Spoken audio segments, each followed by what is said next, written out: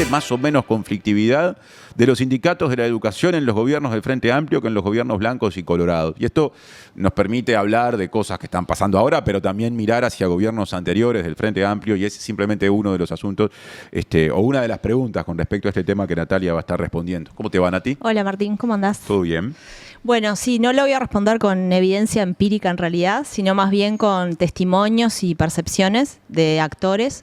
Y ahí consulté a personas del gobierno, al ministro de Educación y Cultura, José Carlos Maía, al presidente del CODICEN, Pablo Caggiani, al director de Educación Secundaria, Manuel Oroño, por el lado del gobierno, y por el lado de los sindicatos hablé con representantes de la formación docente, del sindicato de docentes de formación en educación. También hablé con ADUR, con la Asociación de Docentes de la Universidad de la República. Hablé con FENAPES, la Federación de Profesores de Educación Secundaria, y además con la Federación Uruguaya de Magisterio, ¿no? Esos representantes sindicales, y es más bien una percepción, que sentir tienen ellos respecto a esto. En el caso de las autoridades, por lo menos en el caso de Caggiani y de Maía, decían que sí percibían que había una mayor conflictividad durante los gobiernos del Frente Amplio, y decían que tenía que ver con las expectativas que los sindicatos de la educación depositan en un gobierno del Frente Amplio que es distinto que en un gobierno de la coalición, por ejemplo. Ellos decían que bueno, que había ahí era algo normal, no lo veían como algo, lo veían como algo normal en el sentido de que bueno, había una expectativa mayor. Y además decía Maía, por ejemplo, que las consecuencias del ejercicio de la lucha sindical eran distintas en un gobierno del Frente Amplio que en un gobierno de la coalición, por ejemplo. Y en el caso de los sindicatos había visiones diferentes. Alejandra Pereira, de la Federación Uruguaya de Magisterio, decía que por un lado ella veía en el Frente Amplio una sensibilidad más parecida a la de los sindicatos o mayor respecto a las problemáticas que planteaban los sindicatos, y una plataforma también en común, y eso hacía que hubiera también mayores expectativas y mayor conflictividad. En el caso de Sabrina Álvarez de ADUR, ella decía que, bueno, si bien por un lado había como mayor espacio para la expresión de la protesta, decía ella, porque había menos represión. Recordemos que en el gobierno anterior hubo una práctica sistemática, por ejemplo, de desalojo de las ocupaciones que se iban generando, y bueno, la actitud de este gobierno por lo menos fue distinta. Ya no hablo de los gobiernos anteriores del Frente Amplio, porque recordemos que tuvimos episodios muy sonados de desocupaciones, algunas CODICEN, con por ejemplo, represiones, ¿no?, muy violentas, sí, en el caso del CODICEN, sí, por ejemplo, ¿no? Pero por lo menos en este hubo como un dejar hacer de alguna forma en el caso de las ocupaciones, y que después se desalojaron o se desocuparon, digamos, de manera voluntaria. Y además Sabrina Álvarez decía que discrepaba un poco con esto de las expectativas, porque ella decía, bueno, en realidad a veces las expectativas juegan en contra de la movilización, porque la gente está esperando algo y dice, bueno, antes de movilizarnos esperemos a ver si esto se otorga o se cumple con el programa. Y además hay cierto miedo, decía ella, de lo que está pasando en la región. Justo hablabas recién, Martín, con Consuelo de las elecciones chilenas, y bueno, que esta ola un poco de derecha y de extrema derecha se extienda también, llegue en algún momento al Uruguay, y ese miedo de alguna manera o paraliza o dice, bueno, no le hagamos, decía ella, el juego a la derecha, ¿no? Entonces eso también decía que estaba jugando. Y por parte de otros sindicatos, como por ejemplo FENAPES, en realidad entienden que la conflictividad fue mayor en el gobierno de Lacalle Pou. El caso de FENAPES fue muy particular, recordemos, porque tuvo un nivel de enfrentamiento muy grande con las autoridades de secundaria. Y Emiliano Mandasen, secretario general de FENAPES, decía, bueno, recordemos que en el gobierno de Lacalle Pou salieron, decía él, a cazar docentes y a cuestionar cuestiones muy sensibles como la ética por el tema del uso de las horas sindicales. Entonces, decía él, fue una conflictividad mucho mayor. Y en el caso de Manuel Oroño, director de secundaria, decía, sí, la conflictividad fue mucho mayor con Lacalle porque no coincidíamos en nada, decía él, y porque, bueno, en realidad la conflictividad en un gobierno del Frente Amplio, decía Oroño, es para empujar el cumplimiento del programa. Él lo veía como con ese objetivo, y también veía que en realidad la conflictividad había sido mayor en el gobierno de Lacalle Pou, la conflictividad dura, digamos, ¿no? Sí, Oroño es un caso interesante porque es un jerarca actual, ¿no? Digamos, es el titular de la Dirección General de Educación Secundaria, pero fue presidente o dirigente destacado de la FENAPES en el pasado. No me quiero adelantar a otros aspectos que vas a estar tocando o abordando con respecto a las discusiones que se dan en los sindicatos cuando alguien de su plantilla, de su masa afiliada, pasa a ocupar cargos jerárquicos, pero más adelante vas a hablar de eso. Sí, de hecho a Oroño le costaba bastante, cuando hablaba en primera persona, ¿no? Decía nosotros, a veces decía un nosotros que era sindical, ¿no? Bueno, ese es todo un tema, ¿no? Es para el psicoanálisis político, podríamos decir. Bueno, y después, Martín, también en la nota se aborda el tema de los compromisos programáticos y en particular el cumplimiento del 6% del Producto Interno Bruto para la educación y el 1% para ciencia y tecnología. Y ahí a mí me gustaría empezar, vamos a escuchar algunos testimonios en ese sentido, pero me gustaría empezar leyendo las bases programáticas del Frente Amplio, porque se ha dicho mucha cosa sobre qué es lo que dice el programa respecto a esto, ¿no? El programa del Frente Amplio, que es el partido que está en el gobierno, dice: cumpliendo con el compromiso histórico de nuestra fuerza política, retomaremos el crecimiento de la inversión en educación pública estatal sobre la base del 6% en educación más el 1% del PIB para investigación y desarrollo, ciencia, tecnología e innovación, garantizando alcanzar esas metas en el periodo de gobierno 2025-2030. Y enfatizo esto porque cuando se habla de cumplimiento o incumplimiento programático, hay un discurso de las autoridades de gobierno de que, bueno, el programa es un horizonte, es una meta, digamos, proyecta una imagen de país, no necesariamente todo se tiene que hacer en este quinquenio, pero acá parece bastante claro que, por lo menos en las bases programáticas, se menciona, concretamente se dice garantizando alcanzar esas metas en el periodo de gobierno. Garantizando ahí tiene un peso muy fuerte, porque hasta ahí, sobre la base de, podía entenderse como una orientación, ¿no? Un faro que te dice es para acá, pero bueno, si quedás a una cuadra o a un kilómetro, en todo caso se evalúa, ¿no? Cuánto pusiste y cuánto faltó. Ahora, cuando hablas de garantizar, ya ahí estás dando un paso discursivo muy concreto y muy claro en el sentido de que hay un compromiso de llegar. Sí, recuerdo otro programa del Frente Amplio, no me acuerdo el año, pero decía tender al, y no me acuerdo si el porcentaje era el 6, porque recordemos que esta discusión de porcentajes viene desde el 4,5, sí, ¿no? En los primeros gobiernos del Frente Amplio hubo tensiones entre los sindicatos y algunos sectores del Frente Amplio con el ministro de Economía de entonces, Danilo Astori, porque justamente era otro porcentaje, pero la misma tensión, ¿no? Era el 4,5, y en algún programa del Frente Amplio se decía tender a X porcentaje. Es una formulación que te pone más abierta, a resguardo, ¿no? Más abierta, más claro. abierta, y en este caso es bastante, más cerrado, más contundente, ¿no? Entonces, bueno, vamos a escuchar primero lo que decía el ministro de Educación, Maía, sobre el tema del porcentaje del 6%. La meta es incrementar hasta donde sea posible. El debate de poner los números tiene 30 años. Yo recuerdo el plebiscito que se hizo en el año 93, hacia el 94, no recuerdo si era 93 o 94, que le da un porcentaje fijo a la educación y no tuvo votos. Yo creo que poner porcentajes de la asignación presupuestal tiene riesgos, tanto como por metodología como por compromiso. Pero bueno, eso es una discusión para el futuro, no para el presente. Ese antecedente que mencionaba Maía es de 1994. Se plebiscitó en paralelo, en simultáneo con las elecciones nacionales de ese año, una propuesta que consistía en garantizar un 27% del presupuesto nacional. No se hablaba en función del PBI todavía para la educación, y no obtuvo los votos. Sí obtuvo, ¿no? El tema para los jubilados. Claro, porque había dos plebiscitos en esas elecciones. Sí, bueno, esta es una visión de una parte del gobierno, porque lo interesante acá también en la nota es que muestra que la visión del director de secundaria es distinta. Vamos a escuchar lo que decía Oroño sobre el tema del 6%. El programa del Frente Amplio respecto a la educación fue construido durante cierto tiempo para las elecciones, y después eso se tradujo en unas cuantas medidas que anunció el presidente en Colonia, que tienen su traducción después concreta en política gubernamental, digamos, en cada una de las áreas.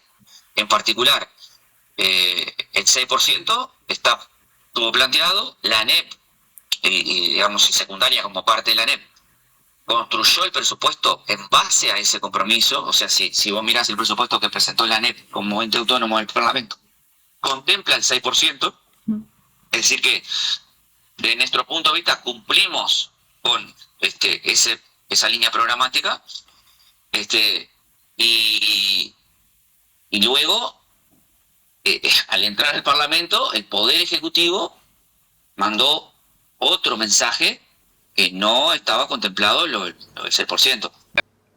Ahí Oroño se refugia un poco en esta cosa de, bueno, el Codicen de la ANEP, del que él es parte en tanto director general de secundaria, hizo la propuesta honrando el compromiso.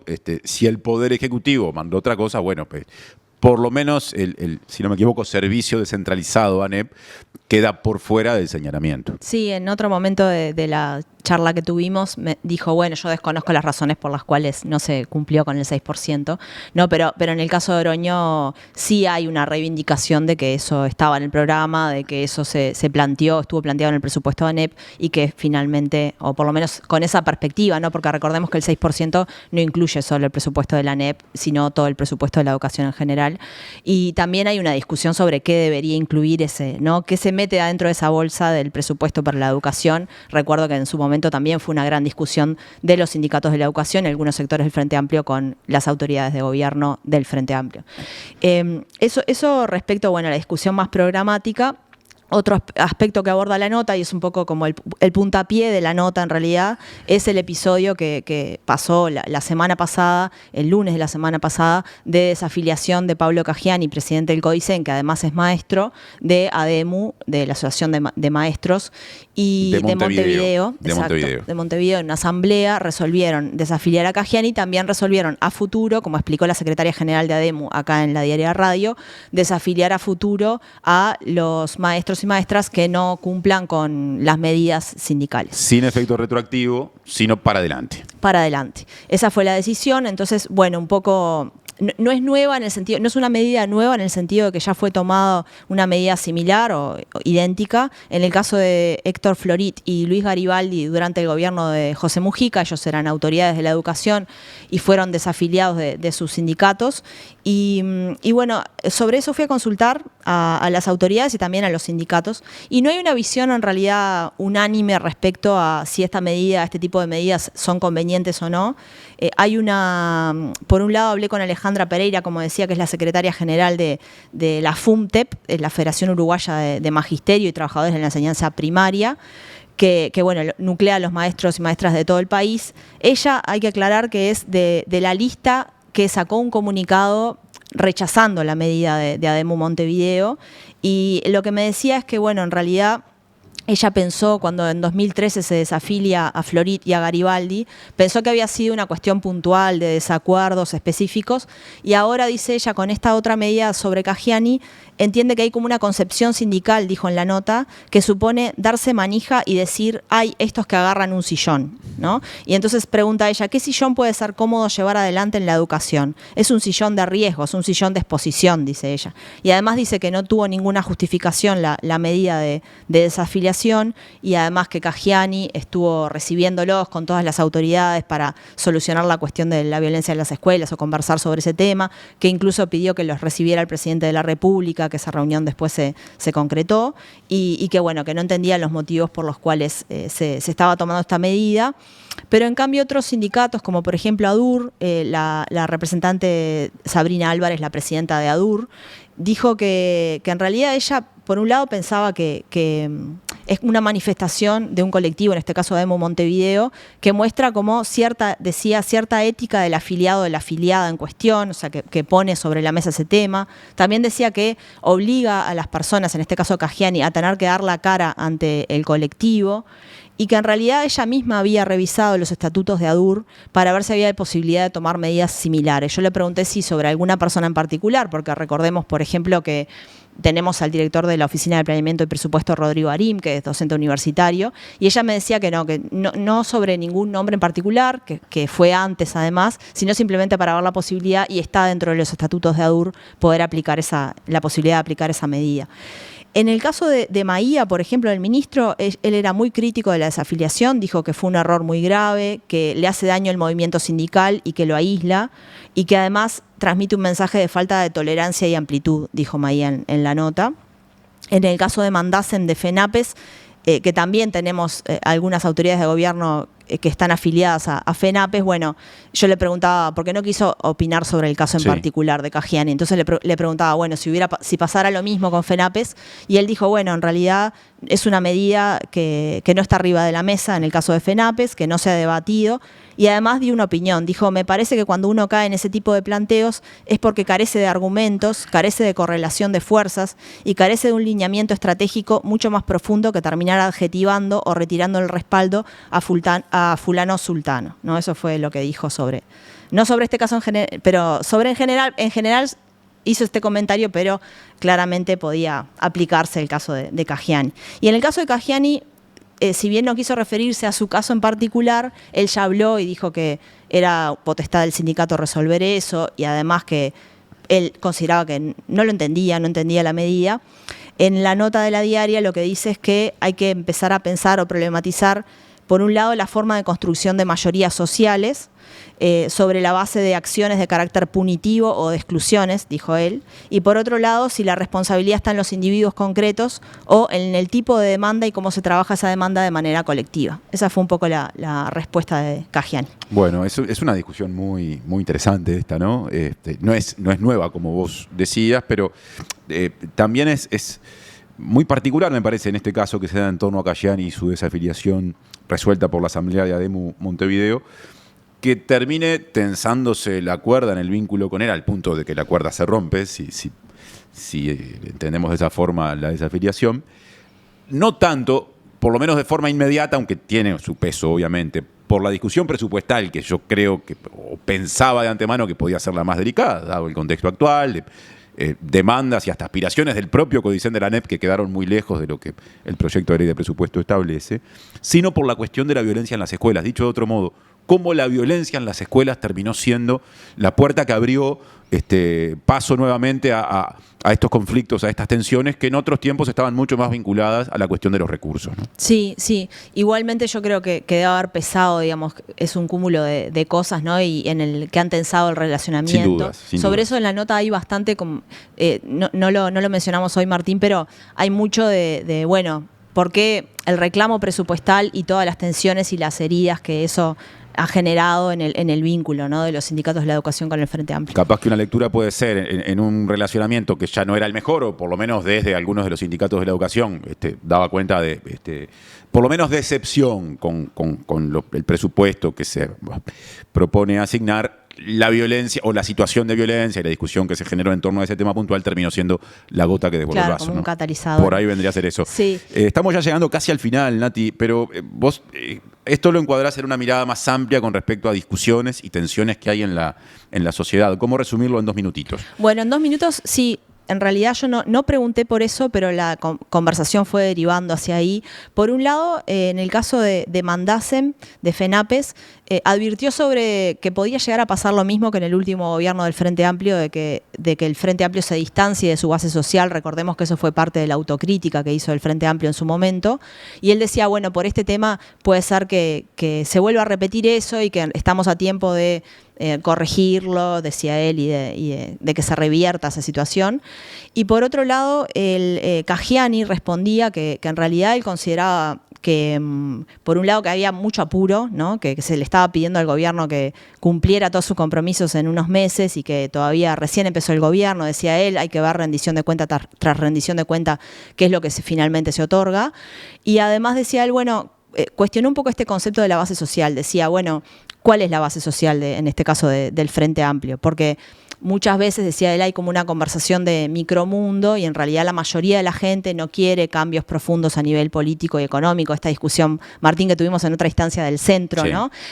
La mayoría no quiere este tipo de cambios y que en realidad esta es una conversación de poca gente, decía Caggiani, respondiendo un poco a este concepto de la base social.